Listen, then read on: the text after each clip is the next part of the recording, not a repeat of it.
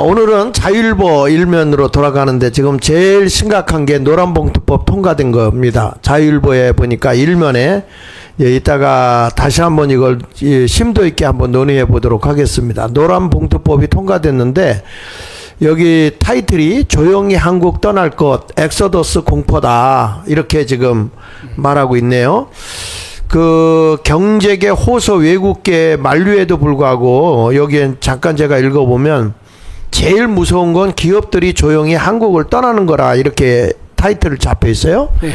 그러면서 그 밑에 경제계는 3번에 걸친 절박한 대국민 호소에도 불구하고 24일 이른바 노란봉투법 노동조합 및 노동관계조정법 2, 3조 개정안이 더불어민주당 주도로 국회 본회의를 통과한 데 대해 강한 유감을 표했다. 경제계는 노란봉투법으로 인한 산업 경쟁력 약화와 국내 및 외국 투자기업들의 한국 엑소더스 가능성이 우려된다며 후속 법안을 통한 즉각적 보완을 촉구했다. 이렇게 말하고 있는데 홍 목사님, 예. 이거 통과된 거 보고 어떻게 느끼셨어요?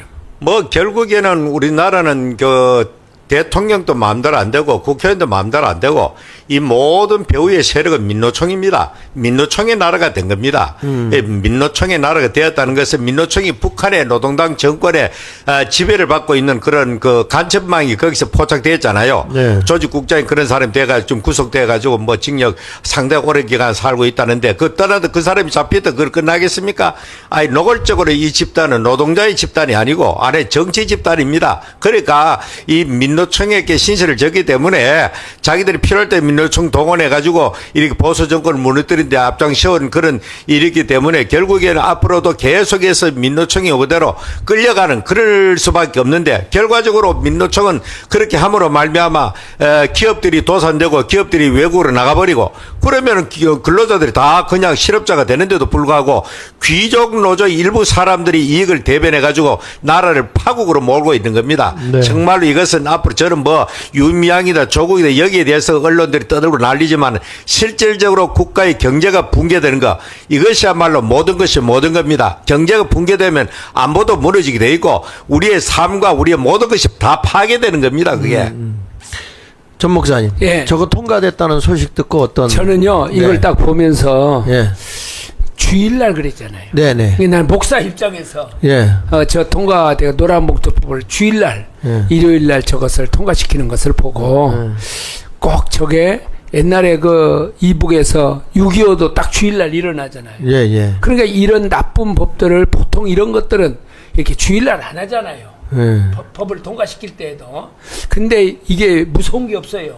더불어민주당이. 그래서 저것은 정말 저 법을 통해서 대한민국이 6.25와 같은 그런 큰 쓰나미 현상이 경제계에 일어나겠구나 이런 생각이 난 딱 들었어요.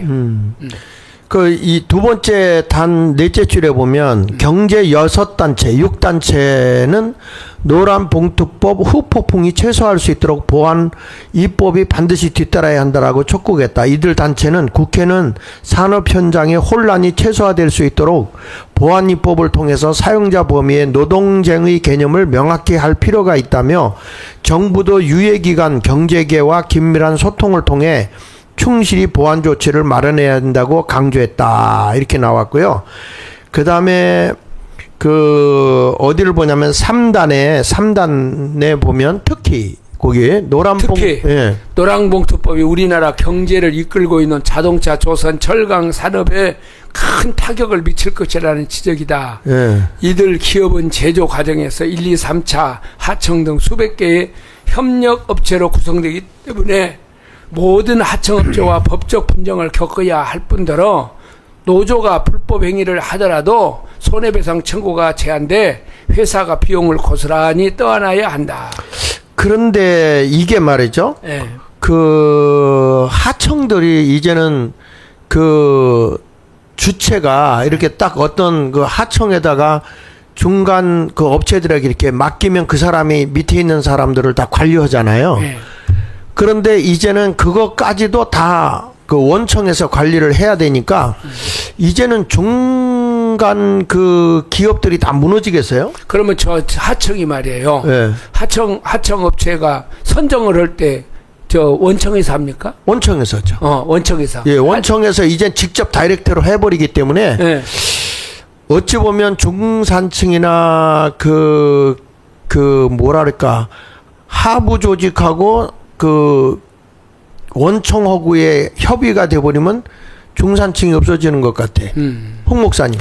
이때까지는 사실 현대자동차 하면 그 원청 회사 거기에서만 회사를 향해서 노조 활동을 벌이고 파업을 했잖아요. 네네. 그럼 밑에 있는 하청 회사들은 전전긍긍하고 빨리 제발 좀 끝냈으면 좋겠다. 왜냐하면 하청은 약자들이잖아. 그렇죠. 그래서 납품을 해야 되는데 원청에서 노동자들이 막 강력하게 투쟁해버리면 밑은 자동적으로 일거리가 없어지고 중단되고 자연적으로 또 이렇게 수입이 줄어드니까 전전긍긍했는데 이제 앞으로 그 하청업체들에게도 전부 다 그런 참여할 수 있는 권을 주겠다는 거예요. 그러니까 본청은 이제는 완전 본청도 그런데 밑에 하청까지 다 관리해야 되는 거야.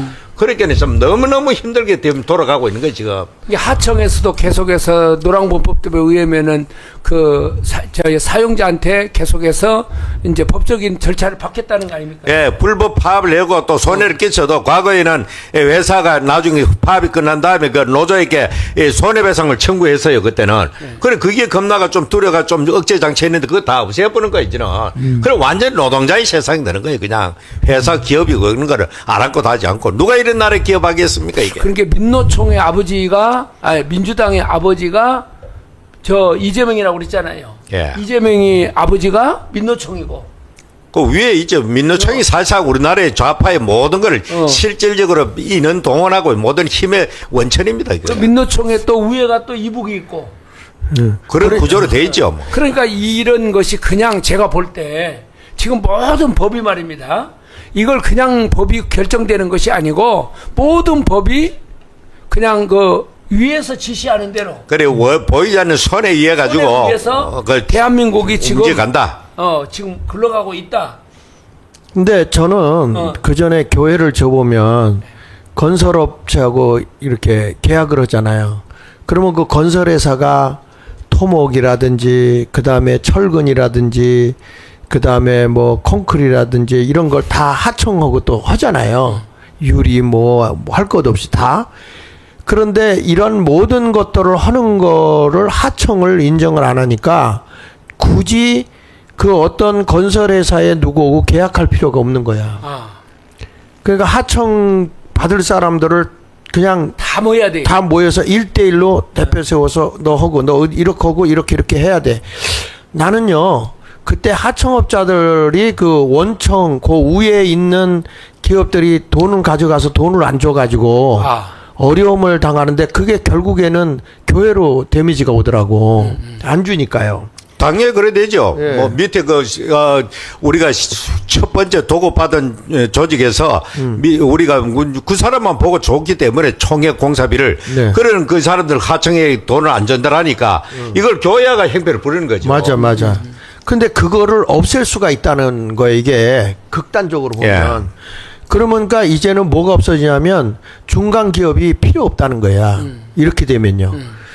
그러면은 이게 뭐가 문제가 되냐면 중산층이 그냥 무너지는 것 같아요. 이렇게 되면. 그러니까 소사장들 아닙니까? 그 네, 사람들이. 그렇습니다. 네. 저도 뭐 교회를 2번이나 공사했기 때문에 네. 쫙 가가지고 첫 번째 우리에게 도급받은 첫 번째 회사 사장이 또 밑에 작은 사장들 쑥 들어가 처음에 개업할 때 시작할 착공할 때 쫙 들어오더라고요. 네. 이거는 유리 사장입니다. 인사식이고 이거는 샤수 사장입니다. 네. 뭐 이런 사장들이 한둘이 아니더라고. 그렇지. 그래가지고 이제 일을 시작하더라고 보니까. 그러니까 이제는 앞으로 이제는 원청이 전부 다 직접 다 해야 돼. 직접 다 해야 되고 그 나중에 가서는 이 사람이 돈을 안 주니까 공사를 멈추고 직접 와서 직접 돈을 주세요 이러더라고. 근데 우리가 계약이 안 돼 있는 상태이기 때문에 직접 줄 수가 없잖아요. 그러니까 이런 문제들이 많았었는데 이렇게 되면 굳이 그렇게 계약이 되게 있는가? 모든 체계가 지금 다 무너지는 것 같거든요. 그래서 이때까지 대한민국의 참 오랜 그 산업화 과정 속에서 잘 정착되어 있는 이 모든 구조적 그거를 전부 다 허물어 버리는 거죠. 네. 그래 이때까지 보트도 보도 못한 그런 상황으로 지금 돌아가고 있는데 여기 보면은 뭐 아까 말한 우리나라의 주력 기업들 그 자동차, 조선, 철강 이게 심대한 타격을 받는다 그러잖아요. 네. 주기 세 가지가 저 우리나라의 중심 산업입니다. 저게 자동차, 조선, 철강. 네. 그리고 이제 그 건설회사가 또 하나 있는데 건설은 중대과실제해법 해가지고 이번에 그 포스코 이현식처럼 네. 한번 사람 인사 사고 나면은 앞으로 면허도 취소할 수 있다. 이런 식으로 돼가지고 지금 전 그 백수건대 되는 그 공사 현장을 좀 중단시켜 버렸잖아요. 아니 대통령이 뭐 할 일 없어 그런 것까지 다 갔냐 하나 이 말이에요 그게. 그러니까 이게 말 한마디로 그냥 왔다 갔다 하면 그 나라 꼬라지 그 지금 어떻게 되냐 이게 지금. 근데 이 사람들은요, 네. 이렇게 하면은 대한민국이 무너질 걸 알잖아요. 근데 또 이렇게 말을 하더라고요. 그때 가서 한번 다시 해보고, 이렇게 하고 난 다음에 해보고 나서 뭐 잘못된 것이 있으면 그때 고치면 될 거 아니냐. 이런 식으로 얘기하는 거예요.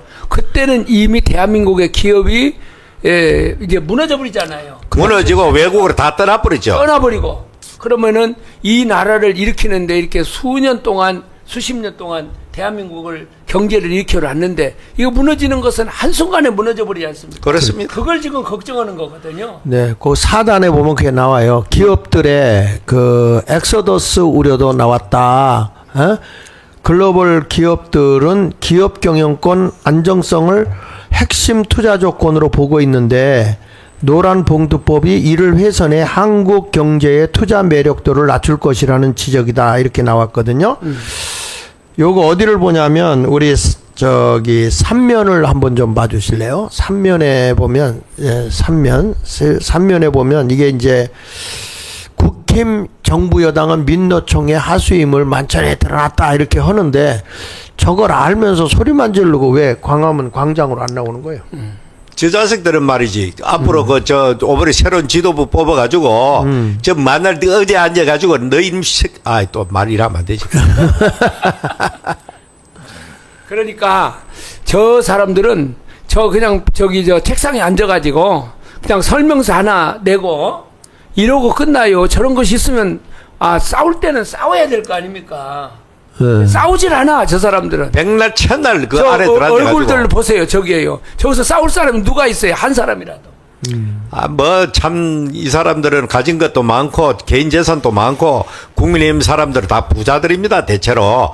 그러니까 뭐 굳이 밖에 나가지고 길거리 아스팔트에서 햇빛 거슬러 가면서 할 이유가 없다는 거죠. 잘못하다는 이미지만 버리고 그냥 자기들은 그냥 국회의사당 안에서 그냥 거기서 기자회견을 하고 졌다고 해가지고 무슨 나라를 지켜줘요? 그러면서 우리 자기들 뭐 하는 거 대신하는 그 길거리에 투쟁하는 진정한 애국 전사들을 해가지고 극우라는 프레임, 좌파가 씌운 프레임을 그대로 이놈들이 저도 같이 하고 있는 거예요, 저게. 백날 첫날에 바로 너희놈들이 그 권력을 잡을 수 있는가, 앞으로. 그래서 거기 그 다섯째 줄, 여섯째 줄에 보면 송원석 비상대책위원장 겸 원내대표가 표결 직후에 본회의에 퇴장하면서 기자들과 만나서 불법 파업 조장법인 노란봉투법이 통과된다면 원청 기업의 경영진은 수많은 하청회사 노조들과 일일이 교섭해야만 한다고 지적했다. 그러면 이게 뭐 하기 전에 투표하기 전에 회방을 놓던지 자기들이 감옥에 가더라도 저렇게 나라 살리겠다는 무슨 그 결의함이 뭐가 보여줘야 되는데. 국민의힘 사람들은요, 저것을 이제 국회 선진화법에 의해서 그런 것을 하게 되면은 이제 처벌을 받는다. 이렇게 하고 다 몸을 사려버리는 거예요. 지금 선진화법 때문에 나라가 다 무너지는데 무슨 선진화법이. 선진화법 그거 만든 것도 바로 오늘날 국민의힘 전신 그 사람들이 만든 거예요, 저게. 그러니까 과거에는 뭐 동물국회라 가지고 만들어도 이제는 식물국회로 전락했다는 거예요, 지금.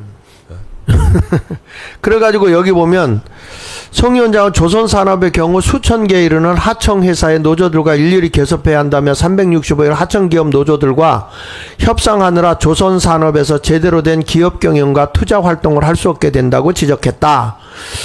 그러면 이제 한 사람 한 사람 다 각서 받고 거기서 하면서 이렇게 할 건 이렇게 한다 이렇게 해가지고 움직이는 방법밖에 없어. 하나의 다 그리고 계약자가 예를 들어서 한 사람하고 계약을 했던 것이 이제 수십 개의 사람들 회사들하고 계약을 하는 거 아닙니까? 그렇죠. 이제 중간에 그 있는 사람은 필요 없는 거예요.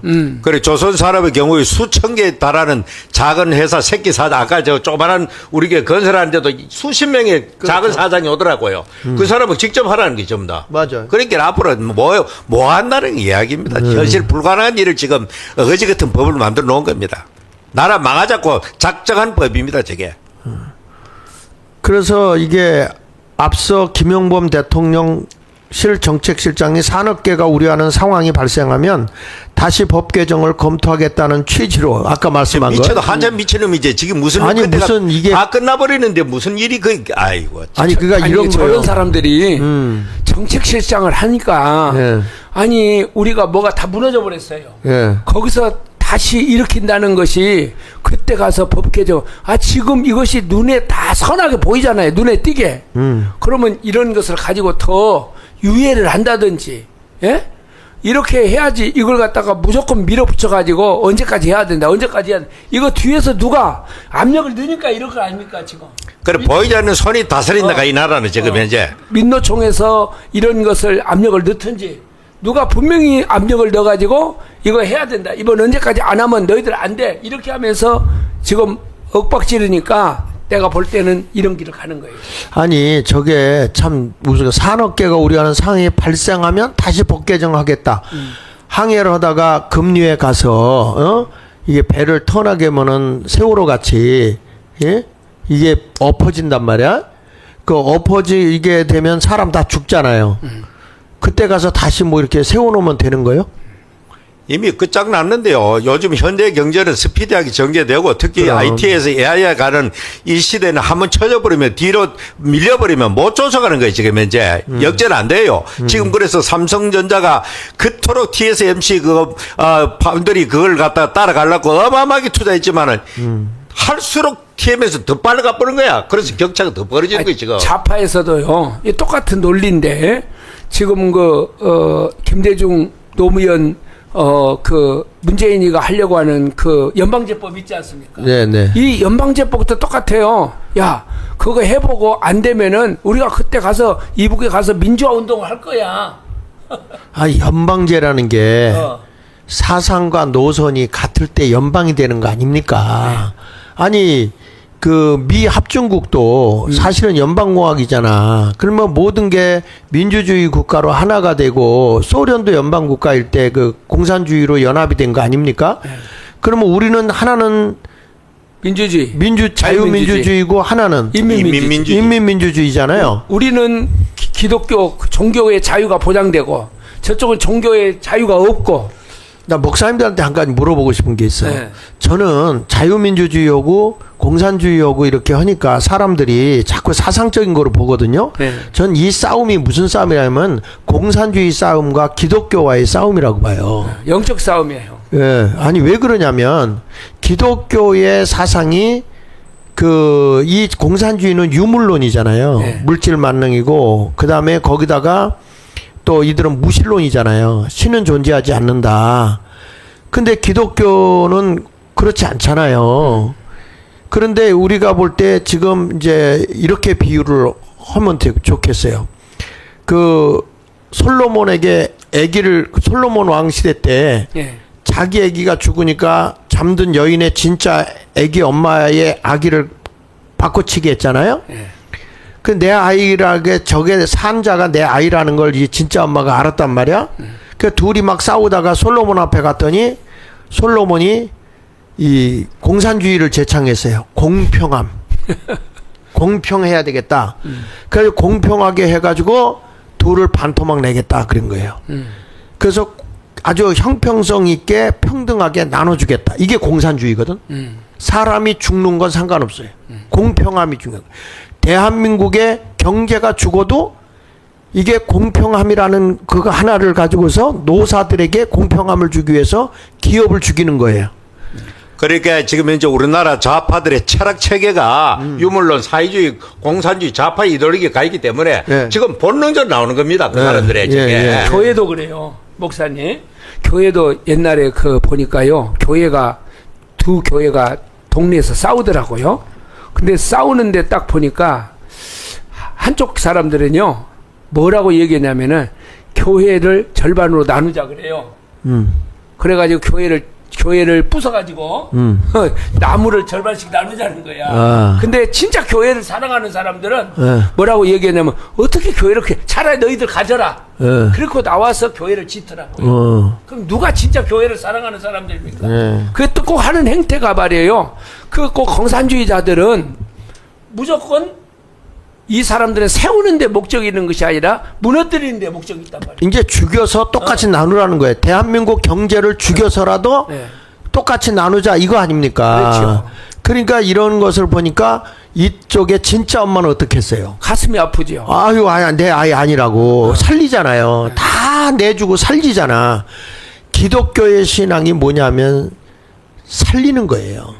그 쟤들이 주장하는 평등이다 뭐다 주장하는 공산주의는 나라를 죽이는 거예요 지금. 사람을 죽이고 가정을 죽이고 예. 국가를 죽이고 교회를 죽이고 예, 그 속에 평등이라는 걸 딱 집어넣어 가지고 인권 평등. 예, 이거 죽이는 거예요.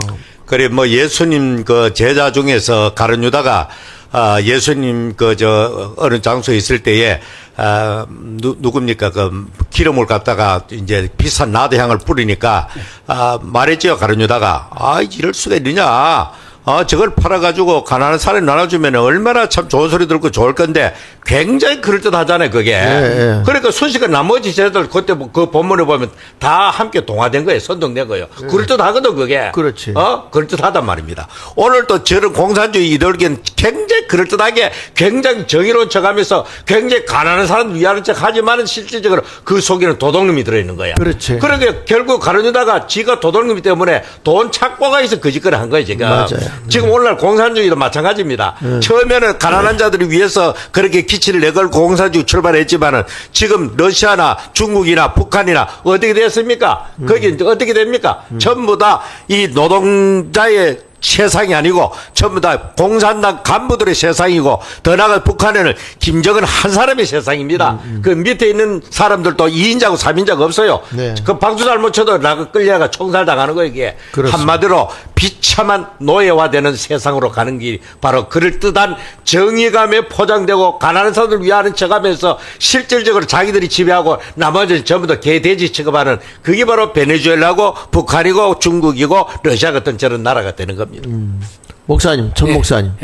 지금 노란봉투법 통과되고 오늘 또 극단 상법이 더 센 상법이고. 그게 통과돼 버리게 되면 이 나라에서는 진짜 기업을 하기 어려워요. 네. 그걸 그래서 여기에도 보면 네. 우리나라 기업뿐만 아니라 네. 외국이 우리나라에 와서 기업하는 분들 있잖아요. 그렇죠. 이런 사람들이 참 엑소더스 돼가지고 다 나간다는 거 아닙니까? 나갈 준비를 하고 있고 나가고 이미 나가 있고 네. 그렇게 하니까 저는 저걸 보면은요 대기업이요 미국에서 저렇게 문을 열어주니까 너무 좋아할 것 같아. 그렇죠. 네? 안 그래도 울고 싶은데 뺨 때리는 격이다 하잖아요, 지금. 저렇게 트럼프가 얼마나 고맙겠어. 대한민국에서는 저거 뭐 이런 걸 별걸 다 만들어가지고 옥죄고 그렇게 하는데 야 우리나라에 기업 잘하게 만들어줄게 세금도 안 내고 뭣도 안 내고 다 미국으로 들어와. 그러면은 삼성이나 뭐 모든 회사들이 쌍수를 들고 환영곡 할 거 아닙니까? 얼씨구나 하죠. 얼씨구나 하고. 그런데 이런 사람들이 다 가고 나고 나면은 우리의 이제 젊은 청년들이나 그래서 지금 젊은 청년들이 이 사람들이 하는 정권에 대해서 반항하고 지금 일어나는 것을 난 좋은 징조라고 생각이 돼요, 이게. 네. 그래서 오늘 제가 요런 내용을 좀 얘기를 하면서 노란봉투법이 뭐냐, 이 노란봉투법이 꼭 그렇게 나쁜 거냐, 여기 보면 저들이 주장하는 나름대로 장점이 있고 단점이 있고 보완점이 있다고요. 그래서 그거를 좀 PPT를 만들어서 한번 좀 우리 보면서 얘기를 좀 하고 싶은데 이 노란봉투법에 대해서 좀 제가 얘기를 좀 하는데 이게 노란봉투법이 지금 상당히 우리가 이슈가 되는 문제인데 국민의 76%가 노사 갈등 심화될 거다. 노사 간의 갈등이 굉장히 몇 프로가요? 76%. 그래서 거기에 매우 심화될 거다. 28.4%. 그다음에 심화가 눈에 보인다라고 본 사람이 48%예요. 그리고 파업 횟수가 많아지겠냐 적어지겠냐 이랬거든요. 예. 그랬더니 80.9%가 파업 횟수와 기간이 늘어날 거다. 그러면 이게 벌써 이 노란봉투법에서 이제 이런 얘기가 나오고 있고, 그 이런 문제들이 대두되고 있는데 왜 이 고집을 부리고 있는 걸까요? 목사님. 네. 그러면 한 20%는 노란봉투법이 좋다는 거 아닙니까 지금? 그렇죠. 20%는 그게 이제 저쪽 노동자 민노총이라든지 뭐 이런 애들이겠죠. 이런 사람들이 예. 요것이 좋다. 이렇게 예. 이제 이야기하고 80%는 국민들이 예. 이렇게 하는데 예. 그러면 이걸 지금 국민들이 80%가 싫어하는데도 불구하고 예. 이걸 민주당이 이렇게 하는 이유가 있을 거 아닙니까? 그러니까 국가의 경제를 예. 개인에게 주지 않. 얘들은 지금 기업을 무너뜨리려고 그러잖아요. 예. 그러니까 지금 뭐냐면 기업을 그 공산주의 할 때는 사유 재산을 가지고 있는 기업들을 다 없애버려야 국가가 다 경제권을 쥐고서 이 뭐라 그럴까 돈을 풀어주고 이렇게 하면서부터 내 손아귀에 들어오게 되잖아요. 아니 지난번에요. 예. 그 전라남도 광주에 그 이정현 국회의원 옛날에 했던 사람, 예. 이 사람이 그 얘기했잖아요. 이 사람들은 절대로 전라도를 발전을 안 시킨다. 왜? 전라도를 발전시켜 놓으면은 민주당을 지지하지 않는다는 거예요. 네. 그러니까 이 사람들의 목표는 단 한 가지예요. 뭐냐 그러면은 발전을 시켜서 대한민국이 잘 살면은 민주당 지지 안 하거든요. 예. 그러니까 평등한 사회라고 하는 것을 내세워 가지고 대한민국을 무너뜨려야, 예. 베네수엘처럼 무너뜨려야 예. 국가에서 배급을 주어서 개돼지 그런 국민이 되면 이 사람들이 이제 어디에다가 목을 달고 살겠습니까? 예. 정부에다 목을 메고 살 거 아닙니까? 예. 그러니까 이런 목표를 가지고 이 사람들은 지금 끊임없이 저는 가고 있다 이렇게 보는 거예요. 목사님은 어떻게 봐요? 그렇죠. 뭐, 지금까지 말을 많이 했는데, 결국 저것은 지금까지 20%의 국민들이 그 사람들만 보고 지금 가는 겁니다. 저 사람들은. 나머지는 짓으락 하고 국회 의석을 자기들이 절대 다수를 가지고 있기 때문에, 그리고 사법부까지 다 장악한 마당에 겁날 거 없다는 거죠. 뭐, 일부 사람들 떠들든지 말든지, 광화문에서 뭐 아무리 호소를 하고, 뭐, 고함을 지르고, 뭐, 시위를 하고 데모를 해도, 결국에는 자기들이 모든 권력을 다 지배하고 있기 때문에 20% 넘어 열광하면 된다 이런 식으로 하고, 또 이제 막상 투표 현장 가면은 항상 저놈들이 또 똘똘 뭉쳐가지고 우리나라에 삐딱한 사람들이 그렇게 많기 때문에 자기들은 겁나지 않는다는 거죠. 그래서 저것들은 소수의 사람들이 지지를 해도 다수 사람이 반대를 해도 눈 감고 그래 가는 겁니다. 근데 그래서 저걸 보면 예. 목사님 지난번에 나는 그게 자꾸 생각이 나요. 그림이 있었잖아요. 도표. 예. 그 도표가 16%였죠. 16%. 예, 예. 이 16% 정도가 강력하게 끄는 쪽으로 간다고 그러지 않습니까? 네, 네, 네. 근데 문제는 뭐냐면은 민노총을 비롯해서 민주당의 강력한 세력이 한 16%에서 20%가 있단 말입니다. 네. 근데 이쪽에 국민의힘에는 우파에는 이 강력한 힘이 없는 거예요. 그러니까. 이런 것이 딱 나왔을 때는 강력하게 싸워가지고 이것을 이슈화를 시켜야 되는데 아무도 지금 싸우는 사람이 없지 않습니까? 그러니까 제가 이어서 여러 번 말했지만은 네. 국민의힘과 민주당이 다른 거는 앞으로 국민의힘이 백전백패할 수밖에 없는 것은 저것들은 밖에 나가 싸우지도 안 하고 싸우는 사람을 적대시하고 무슨 좌파의 이념을 그대로 받아가지고 저건 극우 세력이다 이런 식으로 규정을 지어버리고 하는데, 이번에 보십시오. 조국이 이번에 자기들이 엄청나게 지금 부작이 뭐 있을 줄 알면서도 석방식 있잖아요. 사면했잖아요. 그건 뭐 어떻게 그랬습니까? 항상 그들은 최고의 권위는 뭐냐? 이 사람들 항상 그렇습니다. 그 내부에 있는 걸, 그 다음에는 민주당 제도권 안에 원로들이 있습니다. 네. 국회의장에 있는 사람, 총리에 있는 사람, 당대표 있는 사람, 구성된 문희상 같은 이런 사람들 쫙 나옵니다. 혜태보러 앉아가 정청래가 이렇게 신임 인사차 들리니까 이런저런 쓴소리도 하고 하는데, 그 다음 단계 자기들 그 선에서 뭐 할 때는 누가 합니까? 제2야의 원로들이 합니다. 백낙청, 함세웅 이런 사람 중심이다. 이번에도 조국이 바로 그 사람들이 지휘하는 겁니다. 그렇지. 예. 백낙청 같은 이런 제야의 원로 원탁의 그 세력들이 조국이 풀어 하니까 꼼짝없이 풀어주잖아요. 이게 바로 이 민주당과 이 보수 진영의 완전 하늘과 땅 차이입니다. 저거는 민노총까지 공산주의 간첩 수준에 있는 인간들까지 전부 한덩어리 내가 총력제를 펼치는데 이것들은 한마디로 말해가지고 게임 자체가 성립 안 되는 겁니다. 국민의힘 저식을 하면은 앞으로 뭐 장동혁이 되든지 김문수가 되든지 누가 될지 모르지만 앞으로 지금까지 해는 그 방식 탈피하고 완전 거리에 있는 광장에 있는 이 광화문 세력과 함께 연대가지고 함께 나갈 때만이 제대로 싸울 수 있는 그 배경이 되는 겁니다. 예. 그러니까 그 코어 멤버가 있어야 되는데 저쪽 좌파는 코어 멤버가 있어요. 안 하면 너 죽어. 그 쥐도 새도 모르 너 죽어. 그러나 우파는 내가 어저께도 이제 원로들도 만나고 많이 만났는데 우파는 코어가 없어요. 핵심 멤버가 없어. 아니 우파에 최근에 있는 뭐 저 당내에 원록하면 김무성 뭐 이런 사람이 무슨 원로노를 하겠어요. 그러니까 다 무너진 거죠. 핵심 멤버가 없는 거예요. 근데 그 사람들은 항상 하는 말이 그러잖아요. 중도를 잡아야 된다. 중도가 핵심을 중도 타령에 누가 제일 많이 하는가 하면 지금 조선일보입니다. 네. 조선일보 이번에도 보니까 국민의힘 앞에 희망이 없다. 왜냐하면 장동혁, 김문수가 제일 대해버리고 안철수가 저도 게임도 안 되게 떨어져 나가는 걸 보고 탄식하는 거예요. 조선일보는 자기들 말 안 듣는다는 거라 국민의힘은 저러다 망한다는 거라. 아니 조선일보 말 듣다 망한 거예요. 국민의힘은. 예? 그러니까 이게 원심력이 옆에서 갈 때 원심력이 힘이 갖고 있어야 되거든요. 예. 그러니까 내가 늘 강조하는 게 그거예요. 눈사람을 할 때 원심력을 위해서 그 조그만 거 굴리기 전에 단단하게 얼음같이 이렇게 다진잖아요. 그게 이제 우리가 말하는 코어야, 그게. 그럼 그걸 가지고 굴리면 이게 덩어리가 커져도 절대 원심력에 힘이 있기 때문에 빠그러지는 게 없어요. 그러니까 이번에도 조경태나 안철수 보세요. 저 맨날 중도 촬영, 예? 저 조경태는 중도도 아니야, 이것은. 예, 저쪽이지. 예? 완전 저쪽 아닙니까? 그런데 이런 사람들이 딱 하니까, 아니, 이제 당원들이 일어나고, 국민들이 일어나잖아요. 광화문 세력도 일어나고 막 일어나니까, 이 사람들이 나와서 연설도 못 하더라고요. 네. 하도 소리를 질러보니까. 네.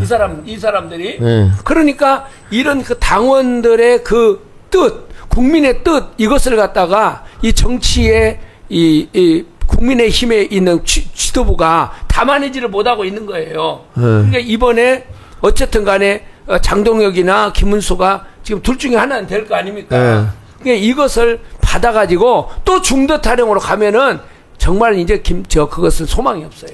그러니까 바깥에 우리 광장의 세력이 강력하게 싸우고 전이대로 그리고 내부에서도 이 광화문과 연대해가지고 자기들이 그 무슨 그 큰 행사 있으면 밖에 나가가지고 국회의원들도 저는 다 참석하고 연설도 하고 함께 갈 때만에 저놈들이 겁내지 그냥 온상 속에 들어앉는 식으로 맨날 국회에서 당사안에 들어앉아가 의자에 푹신푹신한 의자에 앉아가지고 몇 마디 무슨 규탄한다 너 암만 떠들어봐라 뭐 지서라 우리는 간다 이런 식으로 되는 거지 그게. 이게 안철수나 지금 조경태가요. 예를 들어서 이쪽에 붙으면 누가 되겠다 이런 계산을 해가지고 만일의 경우에 또 해서 또 그 중에서 한 사람이 내가 그쪽에 저 사람들을 포용해야 된다 그렇게 해가지고 그 사람들 나중에 지분 요구할 거 아닙니까? 네네. 이 사람들이 그러면은 안철수가 계속해서 해먹었던 것이 그거 아닙니까?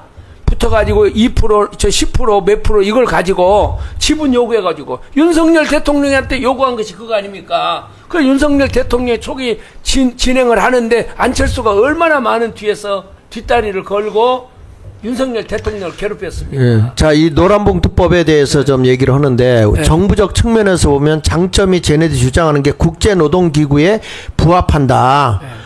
그래서 이게 노동정책의 선진화다. 이미지를 아주 좋게 하는 거다. 이런 식으로 얘기하는데 여기에 보면 결국에 이게 뭐냐면 노사 간의 갈등이 굉장히 커질 거라고요. 파업이 심해지고 교섭단체가 이게 너무 많아져가지고 이게 교섭이 안 될 거라고. 결국에는 이게 뭐예요? 파업이 되다 보면 그게 정치적 부담이 굉장히 커질 거 아니겠습니까? 그래서 기업이 수습불능으로 그 파업이 우려된다는 게 설문조사에서 얼마나 나오냐면 70%. 70%가 정치적 부담 파업이 우려된다. 이렇게 얘기를 했어요. 그러니까 여기서 보면 법 취지와 실제 운영 간의 이 법적 싸움이 밑에서 있는 것처럼 심화되게 돼 있어서 아주 이게 어떻게 대체 조율을 하기가 상당히 어려운 시점이 됐다. 이런 거예요. 정부적 측면에서 보면. 기업적 측면에서 보니까 여기서도 보니까 원청이나 하청이 구분이 명확하게 돼요. 이게 장점이. 예? 그러니까 이게 뭐냐면 원청과 하청이 구분하니까 원청은 하청을 딱 움켜쥘 수도 있다고 봐. 이 장점으로 보면. 단점은 뭐냐 하면 이게 노동쟁의가 확대돼 부당해거나 편법을 불이행을 할 수가 없고요. 그 다음에 교섭장코가 굉장히 복잡하게 된다고. 그러니까 이걸 갖다가 기업이 다시 하청에다 주는 게 아니라 불러들여서 이 사람들을 내가 고용한 하나의 그 회사원으로 부리듯 그렇게 할 수밖에 없는 거예요. 하청업체를. 그러다 보니까 네. 이게 기업주의 대처 전략이 노사 협의 채널이 이제 제도화되는 게 아니고 이건 완전히 하청제도가 없어지는 것이고 이 결국에는 회사가 탁 틀어지고 안에 이렇게 갈 수밖에 없다.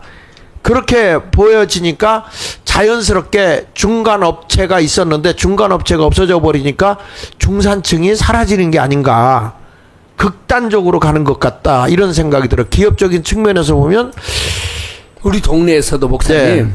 그 아파트를 재건축을 했어요. 네네. 재건축을 그렇게 했는데 잘 나갔어요.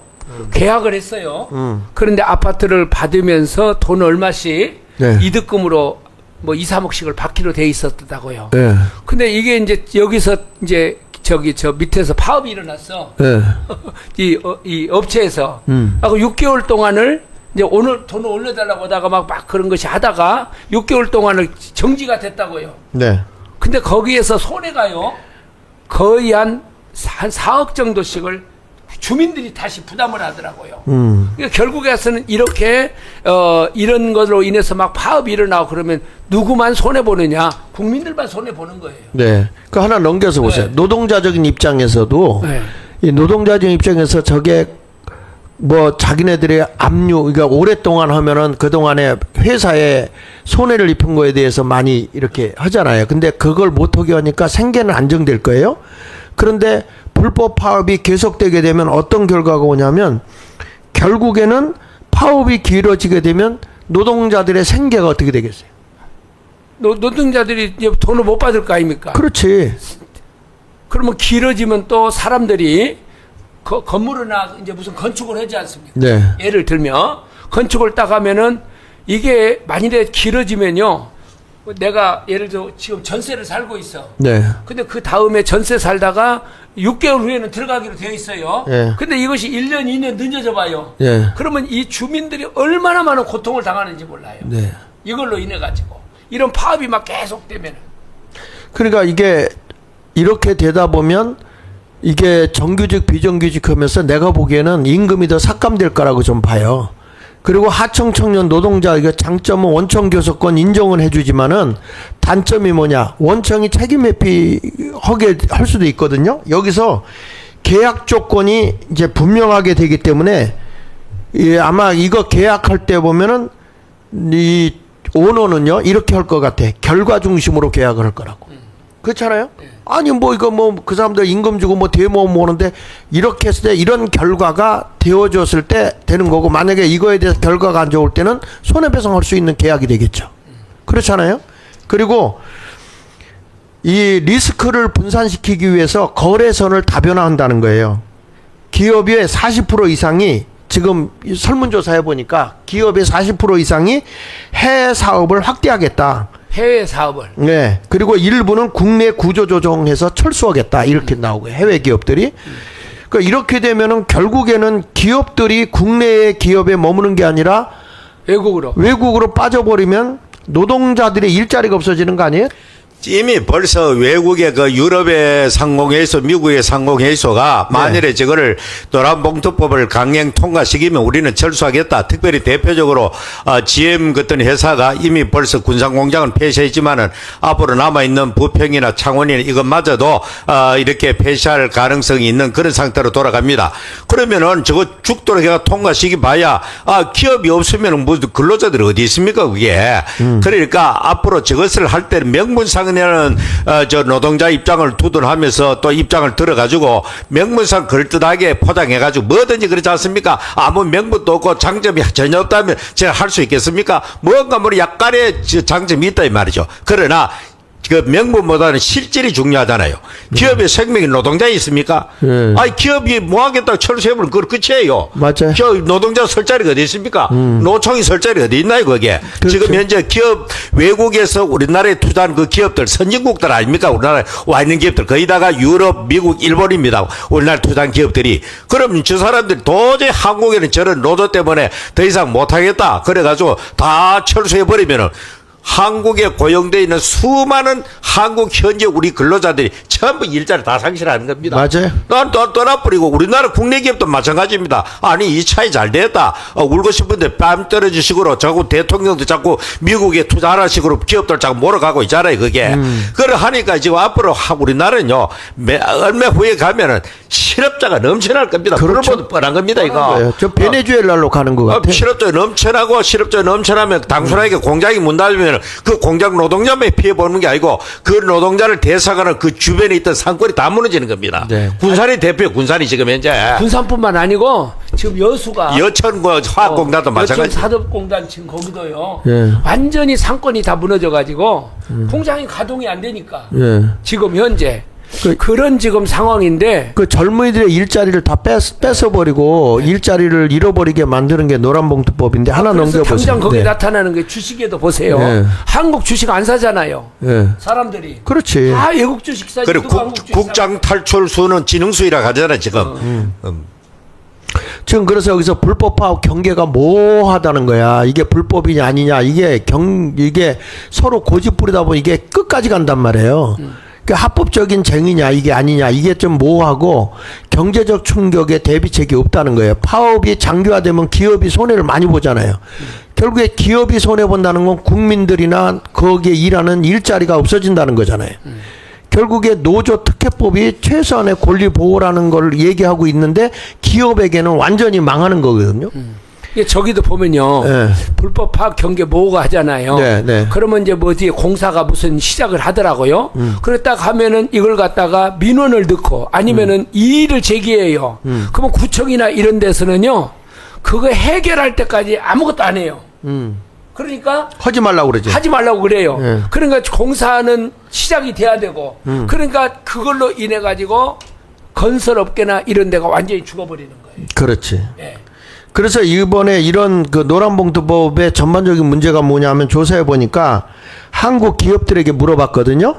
해외 이전에 대해서 어떻게 생각하고 있냐 물어봤어요. 다 간다고 그러죠. 그랬더니 국내 기업은 이렇게 얘기했어. 사업을 줄이겠다. 축소. 네. 사업을 축소하겠다. 그리고 회사를 접을 각오를 하고 있다는 게 40.6%. 그러니까 축소나 철수. 회사를 내가 그냥 접겠다 하는 게 40.6%고 두 번째는 해외 사업 비중 확대. 해외에다 내가 사업을 확대시키겠다. 국내 기업들에게 물어본 거예요. 그게 30.1%. 그래서 다국적 공장이 대부분 어디로 가려고 하냐면 이제 공장이 한국에다가 조그맣게 두고요. 외국으로. 외국으로 빼서 거기가 이제 주가 되는 거야. 지금 삼성도 그렇고 현대도 예, 그렇고 미국이 중심이 될 네. 겁니다 앞으로. 그래가지고 다국적 공장이 어디로 갈 거냐 그랬더니 첫째가 미국이고요. 그 다음에가 동남아. 하청관리 체계를 디지털화 하겠다는데도 상당히 많아요. 그래서 이제는 종업원이 일자리를 구할 수 없는 그런 시대가 왔다 이런 생각을 하게 되는데 이런 얘기를 듣고 보니까 지금 대한민국의 경제가 그냥 막 그 서민들에게 국민들에게 다 혜택이 되고 먹고 살만했던 것이 다 무너지는 것 같은데 홍 목사님 저걸 보니까 어떻습니까? 그래 저도 이번에 참 대구 내려가서 우리 아들이나 손자들이나 아들들은 뭐 이제 직장 가지고 살아가고 있고 손자들 앞으로 미래에 그렇게 살아야 될 이 나라에 살아야 될 세대들인데 정말로 기업들이 다 빠져나가 보고 이렇게 나라가 지금 어려워지면은 저 아이들이 직장인들 제대로 보존되겠느냐? 저 우리 손자들 돼 가지고는 그게 애들이 일할 자리 있겠는가? 정말로 앞으로 눈앞이 캄캄한 거에 보면은 그렇죠. 이건 기업이 없다는 건 대한민국 자체가 다 무너지는 겁니다. 우리 개인적 삶도 전부 그대로 영향받는 겁니다. 현대가 무너지면 우리 전체가 영향을 받는 거예요, 지금. 현대가 예를 들어가 미국 가가지고 공장 짓는다. 조선사가 전 미국 가 공장 짓는다. 이래가지고 우리나라에 어떤 인력을 빼나가라고 40, 50대 민노총이나 노조에 이력이 난 이 사람들 제외하라는 게 미국에서 그 사람들 빼고 젊고 유능한 그런 젊은 고급 인력들을 가져오라는 거라. 가가지고 현지 사람들 교육을 시키고 그러면 우리나라 뭐 됩니까 이거 앞으로. 그러니까. 맞다기는 지금 힘들고 어려운데 나라 완전 경제를 피폐시켜버린 겁니다 지금. 민노총 애들이요 저렇게 해놓고 근데 국회에서 저런 것들을 다 만들어 놓고 나라 경제가 무너지면 이렇게 갈 거예요. 틀림없이 반미운동 할 겁니다. 당연히 나오죠. 지금도 저것들이 사상 속에 반미가 이 있는데. 사람들이 반미운동을 하면서 야 이거 왜 이러느냐 미국 때문에 이렇게 됐다 이렇게 하면서 대한민국을 반미운동으로 끌고 가서 친중으로 가고 친북으로 가고 그래 대한민국 결국에 가서는 무너지게 되어 있어요 지금. 지금 멀지 않아서 지금 내일 모레 이제 대통령 그제 정상회담인가 뭔가 하는데 뭐 긍정적인 효과가 나겠습니까? 거기에 가가지고 이번에 지금 이 사람은 이재명을 알 수도 없는 사람이야. 그렇게 일본을 욕하고 말이죠. 후쿠시마 원전 어떤 핵폐수 떠들고 난리 나놓고 이 일본 가자마자 그거 가가지고 또 상상하는 거야. 전임자들이 했는 것도 인정하겠다. 내가 하는 아이지 다 인정하고 한일을 아주 좋은 관계를 유지돼야 되고 한미일이 같이 가야 된다는 식으로 이때까지 보수적 어떤 정권보다 더 치밀적인 그런 말을 하고 있단 말입니다. 나는 이재명이가 그 말 할 것 같아. 독도도 우리 공동관리하자. 아니 그래서 김민석 형까지도 이재명이 이번에 그 일본과 발언하게 돼서 강력하게 규탄하고 비판하거든 지금. 지금 내부에서 지금 왜 저하는 저 갑자기 일본 가가지고. 아니 후쿠시마를 그렇게 난리를 쳐놓고 에? 가서 후쿠시마 하나 얘기 안 하고 우리가 다 이렇게 다시 하자. 근데 어떻게 그건- 보면은 저 누구야 저 윤석열보다 더 앞서가는 거. 아 그렇죠. 저 사람은 우리가 누차 말한 대로 저 사람 이재명에는 뚜렷한 이념이 없습니다. 자기 출세를 위해서 선거를 위해서 편리한 쪽에 붙어가지고 지금 현재 좌파가 그 자기들이 이제 출세하기 좋으니까 좌파 기존의 어떤 운동권보다 더 운동권 노릇하는 거예요 지금. 네. 이 사람 운동권 노릇 안 했거든. 안 했기 때문에 운동권 행동보다 더 극자적인 그런 행동을 하는 거야. 그래 자기 기본 이념이 대학가 시절에 형성이 안 되기 때문에 순식간에 바꿔보는 겁니다. 실력이라는 이름으로 일본 가또 실력하고 미국 가가지고 또 우리가 상상할 수 있는 모습으로 트럼프한테 싹 붙어가지고 우리나라 모든 걸 다 던져주고 그럼 우리나라 국가는 엉망진창이 되는 거죠.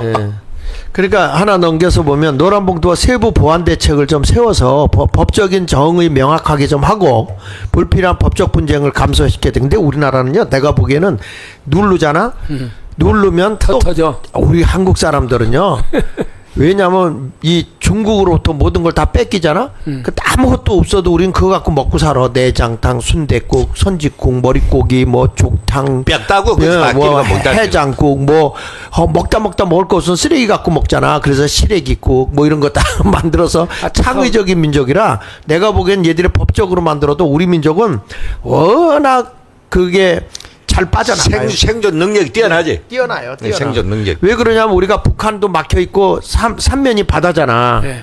그러니까 도망갈 데가 없어. 우리 섬 한 가지입니다. 섬. 예, 그러니까 그런 게 있는데 여기 보면 법적 정의 명확화하는데 불필요한 법적 분쟁을 감소시키고 피해 보존 장치를 해서 사회적 부담을 분산시켜야 된다. 원청 교섭 실효성에 대해서 하청 노동자 보호 실질화시키면 된다. 직접 하면 돼요. 중재 조정 강화, 갈등 장기화 방지하고 그다음 미래 지향적 제도화해야 되는데 지금 이렇게 돼 있더라고. 생산 거점을 다변화하겠다. 기업들이 우리나라. 그래서 어떻게 하냐면 한국 내 단일 공장 의존도를 줄이겠다는 거야. 그래가지고 베트남, 인도, 멕시코 등으로 분산 투자하겠다. 그래가지고 뭐라냐면 이중 공급망을 갖겠다. 두얼 소싱을 하겠다. 그래가지고 한 부품을 두 개 국가에서 이 조달할 수 있도록 하겠다. 파업이 여기가 심해지면 이 딴 나라에서 조달할 수 있도록 글로벌 조달화를 하겠다. 이렇게까지 지금 나오는 거예요. 기업. 아니 기업도 그렇고 교회도 그러잖아요. 네. 옛날에 그 예루살렘 교회가 핍박이 오니까 네. 흩어져 버리잖아요. 네. 근데 거기 가서 더 많이 퍼져버렸거든요. 네. 그런 것처럼 우리 대한민국에서 지금 기업들이 네. 노란봉투법도 나오죠. 네. 기업이 돈 벌어가지고 왜 우리가 돈을 봅니까? 자식한테도 유산도 주고 그러려고 돈 버는 거 아니잖아요. 예, 예. 다 사회화 하느라고 하는 거 아니거든요. 예. 그런데 우리나라에서 뭡니까? 상속세가 얼마나 높습니까? 예. 그러니까 이 사람들이 여기서 기업할 아무런 이유가 없는 거예요. 그건 나갈 거 아닙니까? 그런데 대한민국 사람은요, 어디다 내놔도 가서 살아요. 그렇죠. 우리 외국에 그 여행 가 보면은 세상에 모래밭에 신화의 반도. 신화의 반도. 아주 우리나라 뭡니까? 삼겹살하고 먹는데. 삼겹살하고 한국보다 더 맛있더만. 거기서 상추를 길러가지고 아무도 없어 모래밭에. 나도 목사님, 그것만이 아니라 라스베가스에서 LA로 오다 보면 네. 사막이야, 사막. 사막. 사막인데 아리조나 거기 가자. 거기서 어떤 분이 나한테 목사님 여기 유명한 식당 있다고 가보자는 거야. 갔더니 한국 사람 거기서 돼지를 키워가지고 거기서 하는데 진짜 야채까지 그 사막에서 길러가지고 그렇게 맛있게. 그런데 문제는요, 회사를 경영하는 자본가, 돈 있는 사람들은 이래라 저래나 관계 없습니다. 기업 철수해보 돈 거다가 은행에 넣고, 살아갈 수, 더 편하게 살 수도 있고, 외국으로 빠져나갈 수도 있지만은 대신에 우리 국민들과 오히려 노동자들이 전부 다 실업자 되어버리고. 그리고 맞아요. 외국에 있는 사람들도요. 대한민국이 건강하고 저기가 힘이 있어야 그 사람도 힘이 있죠. 대한민국이 무너져 봐요. 밖에 나가서 돈을 번들 그게 무슨 의미가 있고 재미가 있겠습니까? 그렇게 하니까 이건 정말 이재명 이 정부가 하루속히 국민 정권으로 저항권을 이거 빨리 무너뜨려야 저는 이 문제가 빨리 종결된다 생각을 해요. 아까 저기 써졌더라고 자유통일당에다가요 1년도 길다 그랬잖아요. 자기들도 그때 그런 식으로 했잖아요. 저 1년도 사람들은 길다. 윤석열 정권 출범하자마자 그때부터 흔들기 시작했잖아요. 우리도 1년도 길다 지금. 1년도 길죠. 아니 그러니까 이게 지금 정광훈 목사님이 평택에서 이번에 또 대회하는 이유가 왜냐하면 지금 나라가 이렇게 긴급하게 이 경제 체제가 완전 공산화 체제로 돌아가고 있는 것과 같아 이 법에 의해서 네. 그렇게 되고 있으니까 이제 이것을 알고 깨닫는 사람들은 국민을 깨워서 국민이 들고 나와야 돼. 네. 지금 뭐 국회 입법부 의존할 수 있어요? 사법부를 의존할 수 있어요? 뭐 의존할 때 아무것도 없죠. 지금 이제 언론이 침묵하고 있으니까 언론 요즘마다 조금 비판하더라고 이런 거. 비판은 그래가는 안 되고 대대적인 공격을 해야 됩니다. 언론도. 네. 자기들도 앞으로 살 자리 없어요. 지금 이런 식으로 가버리면은. 그러면 이렇게 됐을 때 싸울 수 있는 데는 어디예요? 우리밖에 없죠. 광화문밖에 없죠. 광화문밖에 없는 광화문 거야. 광장 여기 외에는 대안이 없습니다. 그래서 장동혁 같은 사람, 김문수 같은 사람 전부 다 앞으로 광장 정치와 함께 하겠다라고 그렇게 말한 걸 들었는데 제발 앞으로 누가 되든지 간에 정말 앞으로는 이 국민의힘 그 반동 세력들은 좀 쫓아내버리고 그 안에 있는 그 뒤에서 총질하는 놈들은 그건 있어봐야 전혀 도움이 안 됩니다. 그러면 내 몸이 있다고 해가지고 내 거야 아니고 그걸 잘라내고 그러면 짜내야 되는 겁니다. 뭘 그런 걸 붙들어 앉아가지고 하합회가 하나 간다. 하합은 무슨 하합? 항상 결정적인 순간에 뒤통수 치고 총질해 적기는데 저것들은 개선 불가능입니다. 한번 배신하는 놈들은 계속 배신해요. 나는 조선일보나 TV조선이나 그 사람 웃기는 것이요. 동아일보나 채널A나 그 앞에서 우리가 하잖아요. 네. 데모를 네. 우리가 저 광장에서 그 운동하는 것을 저항권을 거기서 하는데 바로 그 앞에서 하는데 그게 안 보이겠냐고요. 하나도 보도를 안 하잖아요. 그래 진실 보도를 뭐 하더라도 사실 보도라도 해야 되거든. 이런 일이 있다. 이런 일이 있다. 이거를 보도 전혀 투명 취급하는 게 개 같은 새끼들 말이지. 그래서 이거 보면은 여기서 우리가 뭐 글로벌법의 이 글로벌 세계화된 그 법하고 정책을 비교해 보면 그 사실은 미국이나 유럽은 사용자 개념을 확대하거든요. 쉽게 말하면 오너들이 마음 놓고 기업을 할 수 있도록 이 많은 보완을 해주고 있거든요. 왜냐하면 기업에서 기업의 돈이 많이 돌아가야 낙수 효과에 의해서 밑으로 돈이 떨어지잖아요. 기업이 죽었는데 돈이 나올 데가 어디 있어요? 자본주의 시장 경제는 기업이 꽃입니다. 그렇죠. 기업에서 모든 걸 먹고 삽니다. 그게 전부 다. 거기서 세금 내가 국가 공무원들도 먹고 사는 게고 기업이 죽으면 다 끝장나는 겁니다. 맞아요. 그래서 국가가 뭘 다 할 것 같이 저렇게 착각하고 앉았고 아니 무슨 대통령이 미주알 고주알 다 나오도록 다 지시해요? 아유, 요즘 하고 있잖아. 저 포스코 이시에치가 안 되겠는데, 저거 빨리 손봐. 이러니까 전부 다 수도해버렸잖아, 그게. 아니, 근데 이번에 그러면은 뭐야. 열차 사고 나서 사람 죽은 거에 대해서 공기업이잖아 그게. 그러니까 공기업 그것도요. 예. 예. 저기 이제 열차 사고 저 CNC가 그러니까 이재명이가 저 저도에 가가지고 저 휴가 가가지고 했던 말이 이런 일이 있으면 나한테 직보해라 그랬잖아요. 네. 사망 사고 생기면은. 네. 그래서 그 오너에 대해서 책임을 묻겠다는 거 아닙니까? 네. 그러면 지금 아까 코레일이라든지 이런 거 사망 사고 났는데 오너가 누굽니까? 대통령이죠. 대통령 아닙니까? 근데 직보해가지고 어떻게 처리하겠다는 거요? 그럼 대통령 처리해야 될 거 아닙니까? 그 나라 이렇게 했다고 해서 나라를 이렇게만 보지 말고 우리 이제 그 국민노조가 있잖아. 정광훈 목사가 만들었는데 지금 이범 대표가 하고 있는 걸로 아는데 국민노조를 해서 우리의 노조는 이런 법에 대해서 우리는 인정하지 않겠다. 우리는 나라 경제를 살리고 뭐 그러니까 우리를 써달라. 이런 식으로 나오면 어떨까 싶어요. 그런 거 거기 그 노조들 가운데 민노총이나 한노총 가운데도 보면 강경 세력만 있지 밑에 있는 사람들은 사실 그거 아니거든. 그래 젊은 MZ 세대 그 노조원들이 대거 탈퇴한다 그러잖아요. 이번에 그 외국의 기업들도 상공회사들도 제발 좀 하지 말아라 이렇게 경고를 했고 특별히 그 뭡니까 우리나라 젊은 대학생들이 가가지고 미래 우리는 일할 자리가 없어진다. 제발 좀 그런 법 만들지 마라. 청년 대학생들 그 항의까지 해서요. 그 정도 나오면 이 사람들이 생각을 해야 되는데 해보고 안 되면은 다시 그때 고치든지 미친 소리 아닙니까 이게. 예. 정신 나간 놈들이 지금 나라를 갖다 완전 국가를 갖다 실험 대상으로 보고 있는 게 님들이. 그래서 하나 넘겨보세요. 결론적으로 보면 노란봉투법이 사실은 이게 만들어진다 그러면은 기업이나 노동자가 다 함께 유익이 돼야 되잖아요. 그렇죠. 그런데 이게 지금 그렇게 되지 않고 있으니까 기업에게도 이익이 예. 안 되고 예. 노동자에게도 이익이 안 돼요. 예. 저게 그렇습니다. 국민에게도 이익이 안 되고. 국민에게 이익이 안 되고 결국에 가서는 법을 만든 니놈들한테도 이익이 안 돼. 그래서 지금 이 노란봉투법 때문에 한국 규제 강화로 인해서 해외로 나가는데 요번에 뽑은 걸 보니까 동남아로 베트남, 인도네시아로 가겠다는 거예요. 왜 그러냐? 인건비 전략되고요. 거기서 만들면 FTA 혜택을 받는다네. 네. 세금이 없는 거죠. 그러니까 이 혜택을 받게 되고 그리고 그 미국으로 가면서 미국의 세제 혜택을 받고 안정된 노사 구조를 갖고 있기 때문에 이 한국에서 이렇게 뭐 할 필요가 없다는 거예요. 그리고 동유럽 쪽으로는 폴란드와 체코, 그러니까 유럽 시장을 접근할 수 있기 때문에 이것도 유럽에 가면 EU 보조금이 있다네. 그러니까 이 사람들이요. 싱가포르나 이런 데 가면요. 제일 많이 가는 것이 거기는 상속세가 없대요. 기업에. 예. 근데 우리나라에는 기업이 3대만 내려가면은 다 망해본다고 그러잖아요. 그거 사라져 보죠. 예. 상수 지금 삼성 지금 이건희 죽고 상수 10조인가 했는데 분납해가 하지만 아주 다 완납 못했어요. 예. 아니 삼성이 그런 정도면 그러면 다른 기업들은 갖다가 상속세에서 다 이거 떼어나가고 그러면은 1대, 2대, 3대째 가면 기업 자체가 없어져 본다고 그러지 않습니까? 네. 근데 누가 이 나라에서 기업을 하겠냐고요.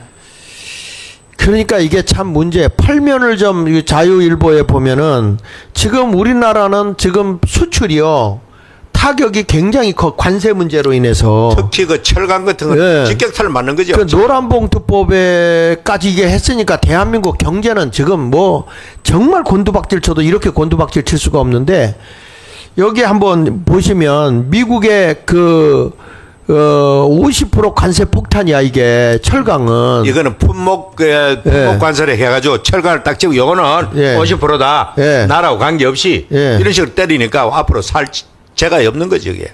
그래서 우리나라가 그동안에 철강 수출이 잘 됐었는데 이게 관세 폭탄에서 한국 7월 철강 대미 수출이 26%가 줄었다는 거예요. 이건 엄청난 거거든. 그렇죠. 4분의 1 아닙니까? 예. 1, 2%만 줄어도 예. 올라가지 않고 이 회사가 휘청거리는데 26%가 줄었다면요. 예. 이거 회사에 문 닫아야 되는 거예요, 저거. 그러니까 이게 뭐냐면 그 밑에 단 보면 24일 한국무역 거기 이제 크루즈에서 24일 한국무역협회에 따르면 7월 한국의 대미 철강 수출액이 2억 8,341만 달러로 지난해 같은 기간 3억 8,255만 달러보다 25.9%가 감소했다는 거예요. 이 같은 감소폭은 2023년 1월 이후 2년 6개월의 가장 큰 낙폭이고 수출액 기준으로도 2021년 3월 이후 4년 4개월 만에 이거는 그 뭐라 그러나 그 4개월 내에 최저치를 기록하고 있다. 의외로 목사님, 네. 저 철강을 만들어낸 나라가 얼마 안 되더라고요. 그렇습니다. 안 돼요. 네, 네. 그러면은 저렇게 가다가는 이제 뭐 포스코라든지 이런 데 다 문 닫을 거 아닙니까? 네. 외국으로 가든지. 그러니까. 그렇게 그리고 미국이 이번에 이제 철강에 대해서 왜 저렇게 다른 품목과 달리 50%를 때리느냐. 이번에 우리 그저 코로나 사태를 겪으면서 미국이 막상 자기 나라에 마스크 하나는 없는 거예요, 생산한 데가. 네, 마스크. 처음 중국에서 나오니까 중국이 문가 보면은 미국 속수무책이야. 네. 의약품도 마찬가지고. 네. 그래서 야 충격을 엄청나게 받고 야 이러다 중국과 전역이 붙었을 때는 어떻게 하느냐. 전역하는데 무기 만드는 철강이 기본이잖아 그게. 네네. 그래서 이거를 철강 무조건 미국으로 넣어라. 그래가지고 US 스틸 같은 거 일본 업체가 인수하도록 만들고 해가지고 다시 미국의 옛날의 철강의 전성시대를 돌아가자. 이래가지고 지금 현재 단나라 50% 때리니까 꼬우면은 너 하고 싶으면 야가 공장 지어 이깁니다 지금 현재. 맞아. 그런 식으로 돌아가기 때문에 앞으로 저거는 우리나라의 철강도 앞으로 굉장히 우리나라 대표적인 포항하고 저 광양 제철소가 참 세계 시장을 향해서 질 좋은 중국시보다 월등하게 질 좋은 철강을 그동안 우리가 잘 팔았는데 지금 미국이 저 브레이크를 딱 걸어보고 장벽을 쳐버리니까 앞으로 우리나라도 포항이나 광양도 전부 다 이제 전부 다 썰렁해지 도시 자체가 지금. 맞아요. 그래서 여기 그 우측에 맨 끝단에 가서 보면 두 번째 단에 미국 오른쪽으로 가보세요. 오른쪽. 더 저쪽. 네네. 내리세요. 네. 여기 미국 상무부는 지난 18일부터 냉장고, 변압기, 트랙터, 엘리베이터, 전선, 케이블 등 철강 알루미늄 들어가는 제품에 대해 철강 알루미늄 함량분에 대해서 50% 관세를 매겼더라고요. 이게. 예. 그 이걸로 인해서 지금 이 함량을 제한 부분에 대해서는 국가별 상호 관세율을 적용한다 해서 15% 협의가 이루어진 바가 됐는데, 이러다 보니까 여기 맨 밑에 보면 산업통상자원부 관계자는 미 상무부가 파생상품 추가 지점에 따라 다음 달에는 자국업계의 요청을 받아 50% 품목 관세 대상이 되는 철강 알루미늄 파생상품을 지속적으로 확대해 나갈 것으로 보인다. 이렇게 되면 한국이 지금 굉장히 어렵겠어요. 그러니까 파생 상품이라는 것은 철이 들어가고 알루미늄이 들어가는 그 모든 제품을 말합니다. 그러니까. 일부만 들어도 그 전부 다 그걸 다 적용하겠다는 거거든. 예. 그래 앞으로 어렵습니다, 저게. 예. 들고 들어가기가. 거기다 그 밑에 단에 보니까 우리나라에서 만든 전기차가 7월에 대미 수출이요 97%가 급감했다는 거예요. 예? 뭐 트럼프는 비해서? 전기차 자체를 굉장히 싫어하는 사람이죠. 164대 그저 전년도에 비해서 97%가 급감했다.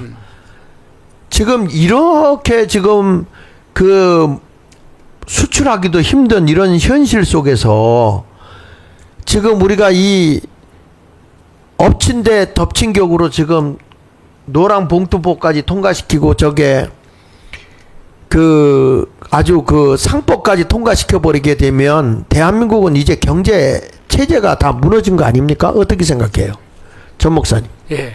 그래서 이제 저걸 보면 저럴 때 말이에요. 사실은 우리나라가 미국의 도움을 받아가지고 한미 상호 바이 쪽에 특별한 혜택을 받은 것이 사실 아닙니까? 네. 그래서 사실을 받았는데 지금 이제 이런 이재명 정부가 딱 들었으니까 이제 이것도 어디 돌파구가 없지 않습니까? 지금. 네. 어? 어디 나갈 길이 없는 거예요, 지금요. 그러면 이럴 때에 이재명이 미국에다가 손을 뻗쳐가지고 예. 이렇게 미국하고 같이 갈 생각을 해야 되는데 미국이 딱 볼 때에는 지금 보세요. 중국의 전승절에 지금 누구야 국회의장 우원식이라든지 네. 이런 사람들을 보내가지고 친서까지 보낸다고 그러잖아요. 그럼 트럼프가 생각을 할 때 한국에 대해서 어떤 생각을 가지겠어요?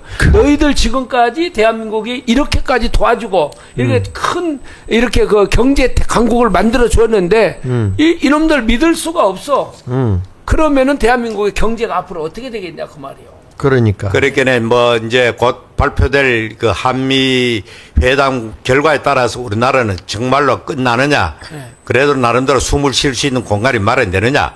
만일의 경우에 트럼프 요구대로 다 받아들이게 되면은 이재명은 좌파 정권에 시달리게 됩니다. 그렇죠. 우파는 우파대로 너 우리나라 다 망쳐서 이런 식으로 항의하고 좌우를 다 공격받을 수밖에 없는 그런 상황으로 전개되는 겁니다. 반대로 거기에 지금 미국 요구하는 앞으로 대중국 관계에 있어 가지고 미국 입장에 안 서고 중국 입장에 서거나 중간 입장에 선다 그런 것이 돼 가지고 티격태격 하다가 트럼프 성질이 나 가지고 치워버려 하면서 끝장내버리고 쪼설해버리면은 젤렌스키 쫓기나 갔잖아요 하다가 네.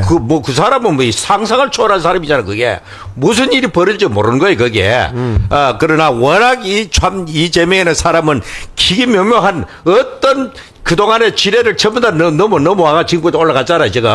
그래서 이 사람이 또, 미국이 돼가지고, 중국 셰시하듯이, 땡큐 하면서 또 이제 미국 비를 거슬러 올라가지고 다 해놔놓고, 한국아가 또 뒤통 쳐볼지 모른다, 이 말이에요. 자, 우리 7면을 한번 보면 재밌는 게 나와요. 7면. 7면에 보면 그 오른쪽에 보면 미 행정부에서 5조 해상풍력 발전 건설 중단 명령이 내려졌더라고요. 미국에? 예. 미국에는 이제 트럼프가 말했잖아요. 저 풍력 발전하고 태양광 준 사기다, 저거. 저건 사기다. 전 세계를 사기친 거다. 저런 식으로 말하면서 오히려 그걸 통해 가지고 이 자연을 훼손하고 전혀 거기에 도움이 안 된다. 우리에게는 원전 거의 유일한 대안이다. 이래 가지고 지금 우리나라 잘하면요. 미국에 원전 대대적으로 세올라 가거든. 그렇지. 그럼 한국이 최고 적진 거야. 맞아. 그렇게 대규모 우리가 투자할 수 있는 길이 열릴 수 있는 거야, 지금. 그렇지. 그런데 우리나라는 좀 탈원전 또 시리즈 돌아가거든, 지금. 그러니까 미친 거예요. 한참 미친 놈들이 이름이. 근데 국민들이 참 난 그래도 어떻게 지지를 하죠? 그렇게는 우리나라 국민들이 무슨 하여튼 최면에 걸리는지 둘 중에 하나요. 머리지만 국민들이 정말 멍청하거나 네. 아니면은 두 번째로는 정말 부정선거를 해가지고 이지를 하거나 둘 중에 하나 아니에요. 맞아요. 그거 틀림없어요. 정말 국민들은 찍었는데 부정선거가 됐는지 아니면은 정말 국민들이 이렇게 멍청한지 이런 네. 걸 보고도 지금 네. 상식적으로 생각하면 이 정도 조국하고 윤미향 이거 떠나가지고 경제가 다 무너져가 내 일자리가 지금 날아갈 판인데 국민들이 아직까지 60% 50% 미쳤어요. 20% 미만 내려가야 돼. 정상이 지금 현재. 네. 그런데 한국 교회가 지금 다 미친 것 같아. 전부 다 사이라몬 콩처럼 전부 다 꼬박꼬박 졸고 있는 겁니다. 지금 왜 그러냐? 14면을 한번 보면요. 지금 뭘 나오냐면 급진 폐미 정책을 지금 여가부 장관을 임명했단 말이야 이게. 예? 여기 보시면요. 지금 우리가 정신 차리게 이재명 대통령이 결국 일을 저질렀다. 급진적 페미니즘 정책을 추진하는 원민경 변호사를 여가부 장관으로 지명했기 때문이다. 도대체 후보자가 어떤 인물이길래 청년들 사이에서 이토록 논란이 되는 걸까? 먼저 원 후보자가 포괄적 차별금지법 제정을 추진하는 인사예요. 예? 이 정권 자체가 그런 세력들이죠. 전부. 그리고 이 포괄적 차별금지법을 지금 빨리 통과시키겠다고 하잖아요. 정청래랑 예. 민주당에서 예. 빠른 시간에 하겠다. 그래 될 겁니다. 그러니까 이게 이제 이게 이제 동성애법도 다 동하고 사실 이 포괄적 차별금지법에는요. 나 공산주의 싫어. 공산주의 비판하잖아. 이게 다 포함되어 있는 거야. 동성애 비판해도 안 되는 거고요. 포괄적 차별금지법을 반대하는 것도 이제 저것도 처벌받을 거 아니에요. 그러면 그것만 남성 이성 문제만이 아니고 예. 구원이 기독교에만 있다. 그렇죠. 그건 상대적으로 다른 종교를 비하하는 거다. 그러니까 안 된다는 거죠, 저것도. 예. 이런 법을 지금 제정하고 있단 말이야.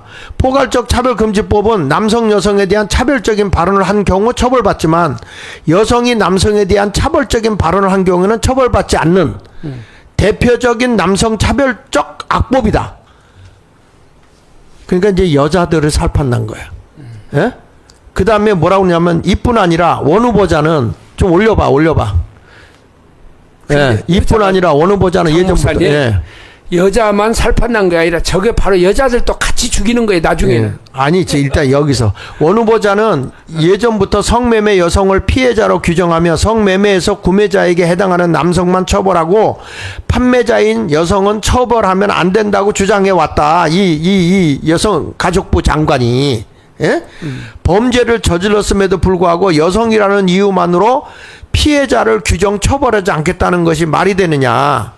물론 성매매 여성이 납치, 사기, 강요 등 비자발적으로 성매매를 한 경우에는 두말할 것 없이 피해자에 해당함으로 처벌하면 안 되는 건 당연하다. 그러나 원 후보자는 이런 경우뿐만 아니라 명품을 구매하고 예. 성형을 하기 위해 예. 성매매를 한 경우도 피해자를 보고 처벌하지 말자고 주장하고 있다. 예. 이들이 명품 구매와 성형을 위해 돈을 빌렸고 이를 갚기 위해 어쩔 수 없이 성매매를 했기에 처벌하면 안 된다는 것이다. 정말 얼토당토하는 근데 그런 저걸요. 예. 어디에서 방송에서 보니까 저걸 주장하는 사람들이 예. 저걸 어떻게 되면 저 성매매도요. 예. 하나의 저것을 이렇게 보더라고요. 그 자기 노동권. 예. 그 밑에 보면 밑에 더 황당한 것은 거기를 한번 봐요. 성매매 판매 여성만 피해자로 규정한다는 것이다. 일명 호빠. 예. 호빠가 뭐예요? 호빠는 남성이 성매매의 판매자다. 남성이 성매매 판매자요. 네. 원 후보자 논리대로 하면 성매매 판매 남성도 피해자로 규정하고 처벌하지 말아야 하는 것이 아닌가. 네. 남자도 하지 말라 그 말이죠. 그런데 남자는 처벌하거든. 예. 그래서 이런 인물을 여가부 장관으로 지명한 게 지금의 이재명 정권이라고. 그러면 2030 청년들의 이 대통령의 인식을 어떻게 하고 있어야 돼 이거? 2030이 이 증오에 맞지 않는 조국에 대해서 증오하잖아요. 네. 조국 전 장관을 사면한 것도 같은 맥락일 것이다. 네. 어차피 2030 청년들이 자신을 지지하지 않는다고 생각하고 이렇게 어이없는 행보를 걷는 것이라면 대단히 큰 착각이다. 예로부터 청년을 외면한 정치세 하나도 빠짐없이 쇠퇴의 길을 걸었다. 명심해라. 그런 이 포괄적 홍 목사님. 예. 포괄적 차별금지법이라고 하는 이것을 지지하는 노동부 장관이 여성가족부 장관이 등단했으니까 교회는 어떻게 해야 돼? 교회는 그날로 문 닫는 거죠. 합법적으로 성경 있는 복음을 선포할 수도 없고 예. 전도할 수도 없는 거예요. 예. 예수밖에 구원이 없다. 예수 외에는 진리가 없다. 이런 식으로 말하면은 불교인들 왜 너만 진리야? 우리도 진리 있는데 너 우리 차별해서 이래가지고 이제 고소하게 되면 꼭 그대로 가는 거죠. 그게. 그러니까 이 기독교 교회가 설 자리가 없는데도 불구하고 멍청한 머저리 같은 목사들이 저 세력을 갖다가 뒤에서 밀어주고 기도해주고 뭐 성령 충만했다니 헛소리를 하고 이런 인간들 한국 교회 대표한다고 떠들고 있어 나라가 망하고 교회가 망하는 거지 지금. 예. 그러니까 이 페미즘이라는 게 전 목사님, 그 사회적으로나 정치적, 경제적으로 평등을 추구하는 성별 간의 사상 그런 운동이거든요. 네. 그러니까 이걸 보면은 페미니즘 하는 순간에 이게 더군다나 이게 포괄적 차별 금지법 되는 순간에 전도도 못해 교회가. 네. 못하죠. 예, 전도도 안 돼. 그 전에 어디냐 저기 철원 쪽에 네. 그쪽에서 내가 연합 집회 갔는데 그 교회에서 목사님이 주일학교 애들한테 전도하다가 벌금 물었더라고. 네, 가서 학교 앞에 가서. 예, 학교 앞에서 전도하다가. 전도했다고. 앞으로 제대로 목사들은 교도소 이제 가득 찰 걸 넘칠 겁니다. 근데 목사들이 이럴 거예요. 그냥 전도도 하기 싫어. 국가에서 이렇게 막아주니까 좋다. 이런 세상이 와볼 것 같아요. 동성애 죄다 하면 그대로 그냥 법에 걸리는 거지 그것도. 그 포괄적 차별금지법에서 이제 앞으로도 여성 남성의 임금이 차이가 날 경우도 이것도 이제 차별금지법에 걸리는 거예요. 그러니까 완전히 모든 게 다 평등해야 된다.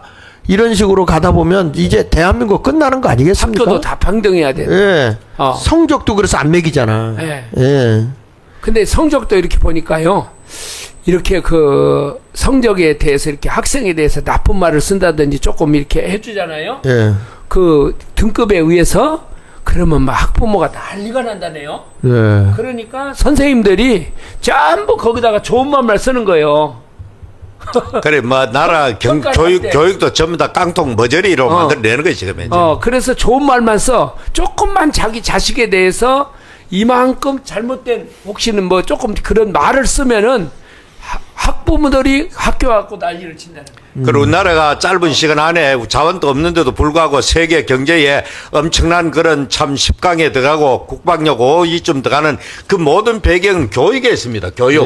교육이 뭡니까? 뛰어난 인재들을 만들어내고 그 공부 열심히 해서 그걸 만들어내야 되는데 이제는 전부 다 그냥 평범하게 똑같이 뭐 튀는 놈도 없고 그런 식으로 하기 때문에 공부 안 해도 되래. 이런 식으로 하니까 나라 학생들 미래가 지금 점점점 쇠퇴해지는 거예요. 지금 나라가.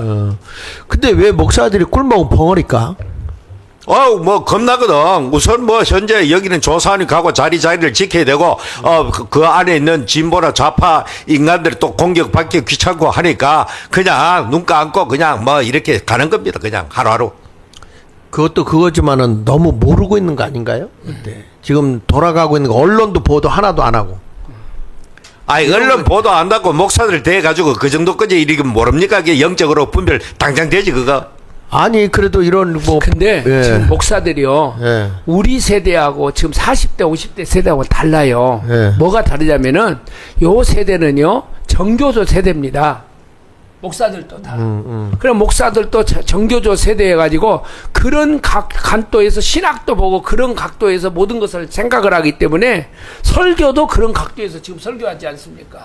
그러니까 이제 짓지 못하는 개 꿀먹은 벙어리들이 다 돼가지고 목사들이 이 분별력이 없는 거예요 지금. 네. 특별히 이 대한민국의 지금 현재 그리고 과거의 근대사 이런 그리고 앞으로 나가야 될 이런 길들에 대해서 이 사람들은 목사들은 아예 설교 자체를 안 하지 않습니까? 그러니까 철학적으로 어저께 장학일 목사님 어디 여기서 설교 했지 않았어요? 여기도 지금 댓글 계속 올라오잖아요. 엄청 은혜를 많이 받았다. 재밌고 뭐 은혜받고 뭐 이런 많이 올라오대. 올라오잖아요. 아유, 그런데 우스운 얘기 많이 해요. 아니야. 지금요 우리가 정광훈 목사 같은 이런 설교, 시대를 깨워주는 이런 설교를요 정말 교인들이 몰라요. 그리고 그런 말을 하면은 근데 어제 그 포천에서 네. 자유마을 거기서 제가 설교 갔거든요. 네. 네. 그러면서 거기서 제가 그런 얘기를 했어요. 이런 이재명 정권이 오래 가기를 원하냐. 네. 그랬더니 막 다 우리 편이니까 그러겠지만은 거기에 모인 사람들이 다 그렇게 해서 설교를 통해서나 이런 걸 통해서 국민들을 계도해 나가야죠. 근데 그 계도를 안 하잖아요 지금. 여기 만평 만화점 한번 띄워봐요. 많아. 네. 이거 재밌어. 들어갈 때와 나올 때. 들어갈 때는 막 축창 들고 들어가네. 들어갈 때. 대선이라는 화장실에 들어갈 때는 축창 들고 들어갔다 볼일 보고 난 뒤에는 아주 그 일본 복장을 해가지고 부채를 살랑살랑 흔들면서 그렇게 나오네. 저기 우리 이재명의 정체성이나 그런 이야기죠. 그게 우리가 옛날부터 들어갈 때 마음하고 나올 때 마음 다르다고 그랬죠. 예. 그 옛날에 그 공중병서 갈 때 돈 내고 갔잖아. 예? 예. 그런데 어느 집에 이제 급하게 설사가 나서 들어가려고 그러는데 안 열어주는 거야. 그래가지고 돈을 많이 불렀어. 내가 이만큼 줄 테니까 빨리 좀 하라. 그래가지고 문을 열어서 들어가서 딱 볼일을 봤네. 볼일 보고 나니까 그 다음부터 뭐가 나와. 안 줘? 너무 많은 거야. 돈이. 예. 그래서 들어갈 때 마음먹고 나올 때 마음먹고 다르다는 게 이제 그런 데서 나오는데 지금 이번에 일본에 그동안에 막 죽창 들고 막 일본에 대해서 반일 운동하고 했던데 일본 딱 들어가면서 하는 얘기가 그 전에 지도자들이 약속한 것도 약속이기 때문에 우리가 지켜야 된다. 이러고 갔잖아요. 그렇죠. 이번에가 일본 가가지고 이제 여러 가지 목적 중에 하나가 이시바는 이미 벌써 트럼프하고 한 일전을 했잖아요. 뭐 결합기 때문에 이 겁나는 거에 여러 가지로 어떤 사람인지 참 트럼프 앞에 서기 좀 그렇잖아요. 자기가 여러 가지로 문제도 많고 이런저런. 근데 일본 입장에서는 목사님 저 이재명 같은 사람이 좋을 것 같아요. 이재명 같은 사람이. 아니 트럼프도 좋은 겁니다. 약점 이용해가 최들 압박하고 다 털어가는 겁니다. 지금 현재 나라가 지금 현재. 근데 저건 잘한 것 같아 일본 가서. 뭐 일단 보수보다 더 보수적으로 하잖아 지금. 그러니까 미국 가도 그럴 가능도 있고 그거 가지고 중국식의 엇박사 나쁘면 한국 동맹 끝나는 거예요. 네. 자, 우리 하나만 더 보겠습니다. 우리 칼럼 부분을 좀 보겠는데요. 마지막에 사설 부분 15면에 밑에 단을 좀 보겠습니다. 이거 아까 우리가 늘 하는 건데 언론의 질식, 언론의 침묵을 원하느냐 이거거든요. 지금 8월 5일 방송법 개정안 통과가 됐고 8월 20일 방문진법 개정안 통과됐고 8월 20일 EBS법 개정안 통과됐잖아요. 그러니까 KBS법, MBC법, 그 다음에 EBS 교육방법 이게 통과된 거야. 근데 여기서 민주당이 국회 본회의에서 방송 상호 개정안을 감행 통과시킨 일정이다. 겨우 보름 남짓한 기간에 이루어진 작업이다. 반대 의견이 반영될 여지가 없었다. 여기에 그치는 것이 아니다. 언론에게 징벌적 손해배상을 부과하는 가짜정보 근절법을 곧 통과시킬 예정이다. 이번 개정안은 언론을 질식시킬 수밖에 없다. 가장 두드러진 문제는 KBS, MBC, EBS 등 공영방송 3사의 이사 추천권을 사실상 동일한 집단이 장악한다는 점이다. 방송사마다 조금씩 차이가 있지만 이사 추천권을 장악한 큰 줄기는 학회, 변호사단체, 시청자위원회, 시민단체 이게 다 좌파 성향 강한 그렇죠. 집단이에요. 뭐 100% 지금. 이런 사람들이 다 이걸 장악하게 만들었더라고 법이. 언론 노조나 이런 사람들 다 가서 장악을 하는 거지. 그렇습니다. 그래가지고 국회 교섭단체 의석에 따라 배분되기 때문에 변수가 될 수 없다. 대한민국 공영방송 전체가 단일한 목소리로 점령당하는 것이다. 언론 자유의 핵심인 자율성과 다양성에 대한 심각한 위협이 아닐 수 없다. 이렇게 나왔거든요. 그러면서 여기 봅시다. KBS, MBC, EBS는 이사회에 사장, 후보, 국민추천위원회를 도야하고 공영방송과 연합뉴스 TV나 YTN은 보도 전문 채널은 사장 선임을 위한 추천위원회를 구성해야 돼. 공영방송과 보도 채널의 보도 책임자도 보도 분야 직원 과반수 동의를 얻어서 임명하는 거예요. 그러니까 이게 다 자기들 집단에 의해서 보도 채널, 보도 책임자까지도 임명하는 거예요. 그러니까 대한민국 전체는 민주노총이 지배하고 네. 모든 그런 언론은 전부 다 민주노총 산하의 언론 노조가 다 지배하는 겁니다. 맞아요. 그러니까 저거는 완전히 좌편향으로 이제 완전 고착되고 이제 언론도 이제 독재로 가는 거지. 그렇지. 네. 다시는 이제는 네. 저 우파 정권이 저 한동훈이 저런 인간들 때문에 지금 보수 우파는 다시 회복하기 어려운 치명상을 입는 거지. 예, 그런데 그 맨 밑에 보면 가짜정보 근절법에 보니까 가짜정보에 근거한 보도를 한 신문이나 유튜브 등에 대해서는 징벌적 손해배상을 강화한다는 것이 글자인데 지금 좌파 성향을 가지고 있는 거에 대해서 반대하면 저게 이제 가짜다 이러겠죠.